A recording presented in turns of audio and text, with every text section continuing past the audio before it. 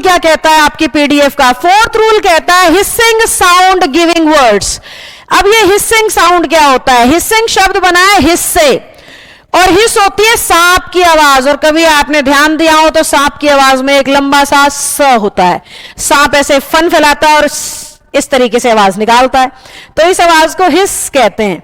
तो इंग्लिश में ऐसे शब्द जो हिसिंग साउंड निकालते हैं, यानी सांप जैसी आवाज जिनमें से आती है, तो इंग्लिश कहती है उन पे काके की दिखाने के लिए, पोजेशन दिखाने के लिए सिर्फ एपोस्ट्रॉफी लगाएं, पीछे एस ना लगाएं। ऐसे कुछ शब्दों के एग्जाम्पल आपके सामने दे रखे हैं। आइए, हरक्यूलिस, देखो ध्यान से, जहां से भी आप मेरी क्लास अटेंड कर रहे हो अपने मुंह से बोल के देखो, हरक्यूलिस, पढ़ो इन शब्दों को। पाइथागोरस, आर्किमिडीज, सोक्रेट्स, जीसस, ये नाम है। जैसे आर्किमिडीज प्रिंसिपल है, पाइथागोरस थ्योरम है ना।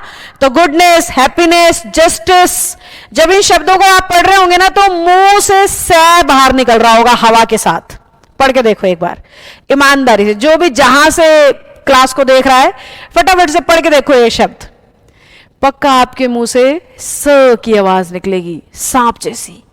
तो इंग्लिश कह रही है ये सारे हिसिंग साउंड देने वाले शब्द हैं, और जिस वर्ड में से हिसिंग साउंड आ जाए ना उस पे पोजेशन दिखाने के लिए सिर्फ क्या लगा दो? एपोस्ट्रॉफी, पीछे एस मत लगाओ। यानी कि हमें कहना चाहिए जीसस लाइफ वॉज पेनफुल, है ना। अब ध्यान से देखो, गलत लिख दिया मैंने, जीसस में तो हिसिंग साउंड है। हिसिंग साउंड गिविंग वर्ड्स कह रहे हैं हमें तो सिर्फ एपोस्ट्रॉफी चाहिए, एस चाहिए ही नहीं। तो बस ये रूल इतना ही सिखा रहा है, जरूरी नहीं है हर जगह काके की के लिए एपोस्ट्रॉफी भी लगे और एस भी लगे।